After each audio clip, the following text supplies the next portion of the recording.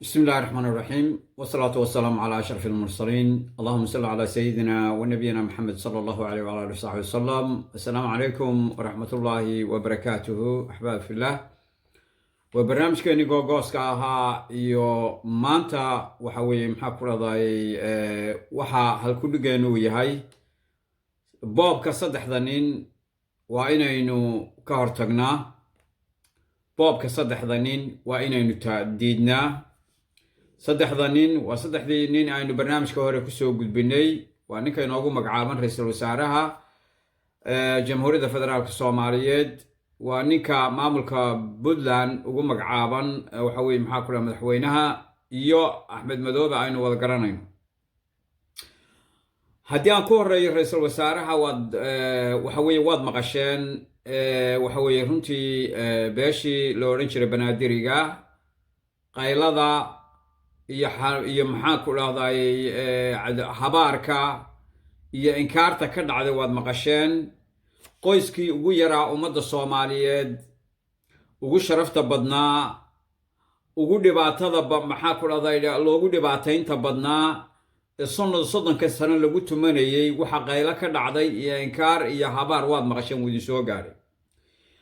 cadaaladda maxamed xuseen rooble waa ta qoyska yar waxa weye maxaa ku dhaha wuxuu ugu qaybin kari waayo weliba isagu uu boobay si daaragti isagu u boobay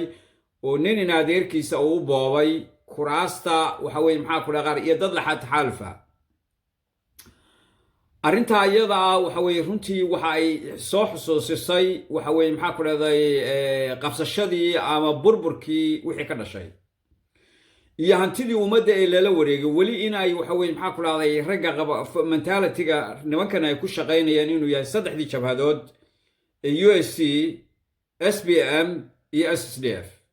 oo dalka Soomaaliyeed burburiyay fishankii iyo aragtidii ayay ku shaqaynayaan dadkaba inay iyagu waxa weye maxaa ku dhahdaa ay leeyihiin oo ay aftuubtaan oo ay waxa weye siday doonaan ka yeelaan shaqadii bay wadaan. therefore baa dadka waxa weye masaakiinta ahaa ee waxa weye banaadiriga wixii aad aragteen iyo maxaa ku dhahda qayladhaantoodii iyo habaarkoodii iyo inkaartoodii iyo iskudirko isnacoodii intaba aad aragteen. waxaa aad iyo aad u ayaan darro ah arrinta iyada ah dadka soomaaliyeed ee waxa weye maxaa ku dhahday muqdisho degani inaanay kelmad ka odhan arrintaas. weliba dadka uu ku abtirsado waxa weye maxamed xuseen rooble inkaartii iyo habaarkii iyo magaranaysa maxaa ku dhahda wixii ka dhacayay dadkaas inay uga naxaan bay ahayd inay uga nasteexeeyaan bay ahayd. waxaad kaloo ogeydeen codkii sirta ahaa ee laga soo duubay ninka la yidhaha handadaada ahaa ee alcadaala saaxiibkii uu maxaa ku dhahday sida uu ula dhaqmayay dadka waxa weye ee u afduubayay waad arkiseen. waxaad kaloo ogtihiin walaalayaal waxa ka socdaa waxa weye garowe. waxaad kaloo ogtihiin waxaa ka socda hadda boosaaso garowe waad ogeydeen inuu maxaa ku dhahda waxa weye doorashadii waxa weye dadka soomaaliyeed ay lahaayeen dadkii doogaan doorashadooda ay ahayd garowe inuu magaranaysaa saldhig ciidan ula galay inuu ka faramarooriyey waxa weye maxaa ku dhahday nimankii maxaa ku dhahday dhaqanka la odhan jiray iyo ururadii bulshada dhammaantoodba ayaan darro weyn weye. isaga keligii ma dhaliilaya waxa weye kuwa dhaqanka sheeganaya iyo kuwa ururada bulshada sheeganaya iyo dad kale waxa weye maxaa ku dhaha kuraasta ayaa dhaliisha iskale. waayo waxa weye maxaa ku dhaha lax waliba shilalka isdhigto ayaa lagu qalaabalay. meesha waxa weye maxaa ku dhaha dadka deegaan doorashadoodu ay tahay garowe meesha isdhigeen ayaa lagu qalay. haddana birtii waxay saaran tahay waxa weye boosaaso bay saaran tahay. haddana waxaan dhegaysanayay madow musharaxiintii maxaa ku dhahday kuraasta magaranaysaa ku fadhiyey baarlamaankii magaranaysaa tobnaad waxa weye uu wasiir jamaal uu ka mid yahay iyo wasiiro badan oo kale oo aad iyo aad uga dayrinaya doorashada maxaa ku dhaha qaabka ay wax u socdaan iyo meesha la afduubaya in xero ciidan la doonayo meel cidla ayn lala tagoon dadku tegi karin airportkii la geeyey waa xero ciidan oo kale waa xerada maxaa ku dhahday ciidamada ee nimanka la yidhaha imaaraadka u shaqeeya waxa weye maxaa ku dhahday calooshoodu shaqaystayaasha imaaraadka qorteen mooye meeshooda waa meel aan la geli karin ummaddu geli karin. haddii ay boosaaso ka yeesho arrintaa mas-uuliyaddeeda waxaa qaadanaya reer boosaasaa qaadanaya dhaqanka boosaaso baa qaadanaya waxa qaadanaya isimadii waxa weeye uu istaagay boosaaso baa qaadanaya bulshada reer boosaaso baa qaadanaysa aqoon-yahankaa qaadanaya dhallinyaradaa qaadanaysa waayo waxa weeye nimankan waynu ognahay iyaga deni waynu naqaanaa deni waxa weeye wuxuu ku guulaystay inuu doorashadii qofka iyo codka ahayd uu afduubo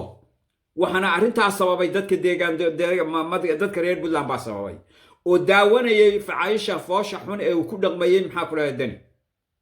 imaaraadka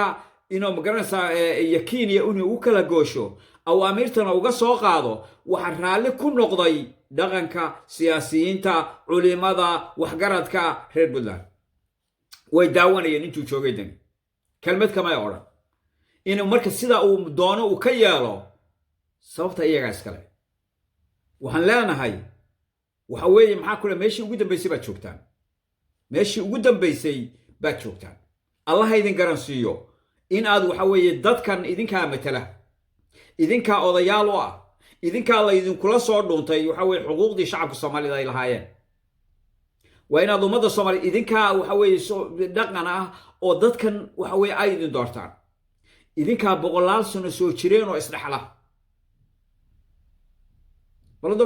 dadku waxay idinka doonayaan waxay idinku lahaayeen xaqooday idinka doonayaan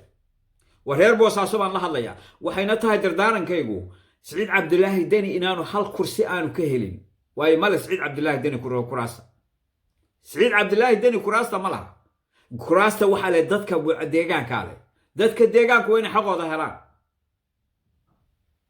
waayo waxay rabaan dad matela oo u shaqeeya oo waxa weeye maxaa ku dhahdaa rabitaankooda maxaa ku dhahdaa ugu adeega oo waxa weeye ma garanaysa maxaa ku dhahdaa danta ay ka leeyihiin dowladnimada ma garanaysa maxaa ku halkaa uga soo gooye xuquuqda ay ku leeyihiin dowladda dhexe halkaa ugu keena waxay ku xidhan tahay dhaqankay ku xidhan tahay waxay ku xidhan tahay bulshada boosaasay ku xidhan tahay allaha idin waxa weeye maxaa ku dhahdaa awooddiina allaha idin waxa la yidhi geela iyo maroodiga iyo waxa weeye markay dhintaan baa ma garanaysa qiyaamaha awoodooda la tusaa ilaahay awooddiina haydin tuso baan leenahay reer boosaaso waxaan u gudbayaa axmed madoobe iyo maxaa ku dhahday gedo kismaayo uu baktiistay waa hore u dilay waa meel uu dadka ku qasho waa meel aan culimo aanu ku dhaafin waa meel aanu cuqaal ku dhaafin waa meel aanu ciroole ku dhaafin waa meel aanu waxa weeye qof caqlila ku dhaafin kismaayo waa baabiye waxaynu maanta isku haysanaa waxa weeye maxaa ku dhahday doorasho deegaankii gedo oo hadda aan maqlayno waxaa loo soo dirayaa guddi kale oo xaqiiqa raadina loo soo dirayaa maxay tahay guddiga cusub ee maanta la soo dirayaa muxuu uga jeedaa maxamed xuseen rooble guddiga cusub maxay u ogolaadeen odayaashii waxa weeye maxaa ku dhahday dhaqanka ee la kulmay waa su-aal aynu isweydiinayno axmed madoobe ma doonayo inay magaranaysaa ka dhac axmed madoobe iyo deni waxa ay ka shaqaynayeen magaranaysaa 5 sano waxa weeye maxaa kula uu joogay maxamed dawladani ay joogtay waxay ka shaqaynayeen sidii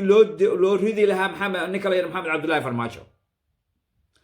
markay ridi kari waayeen waxay yiraahdeen aanu fadhiisano waxa weeye isbaarada aanu dhigano magaranaysaa doorashada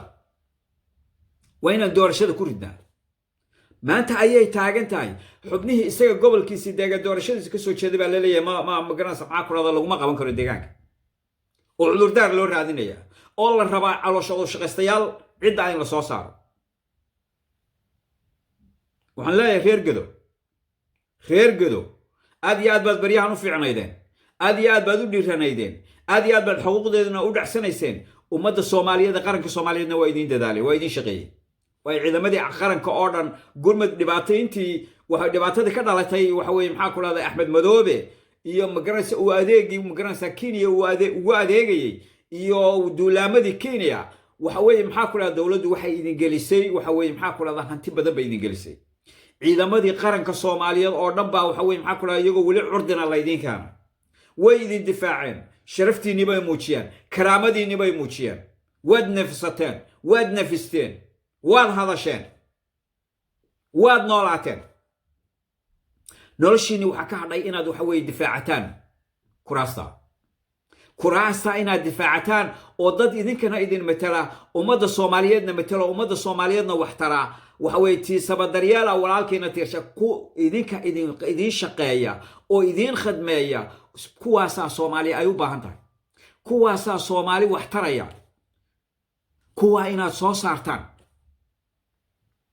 ayaan idinka codsanaya waxaan ummadda Soomaaliyeed ku soo gabagabaynayaa waynu aragnaa waxa weeye maxaa ku radaa meesha ay inoo wadaan saddexdaan nin iyo inta ku xidhan ee telefishinka ay waxay inoo wadaan waxa weeye maxaa ku dhahdaayay in la inoo qabsado sida Ukraine loo qabsaday sida Ukraine loo qabsaday inay Kenya iyo Imaaraadku ay inoo qabsadaan sidaana inoo baabi'iyaan markay rabaan magaranaysa dabadeedna ay khariidada inaga saaraan taa ayay ka shaqaynayaan Maxamed Xuseen Rooble Siciid Cabdullaahi Deni Axmed Madoobe iyo inta friendska la saaxiibada la waxay u taallaa arrintaasi shacabka Soomaaliyeed bay u taallaa waxay u taallaa arrintaasi waxgaradka Soomaaliyeed bay u taallaa waxay u taallaa arrintaasi dhaqanka Soomaaliyeed bay u taallaa waxay u taallaa arrintaasi culimada Soomaaliyeed bay u taallaa waxaan leenahay Allah hayna garansiiyo dhamaanteedba waajibaadkeena dalkan diinta iyo dalka iyo dadka waxa lagu ilaalin karaa waa dawladnimada raadinteedana qof walba waa laga doonayaa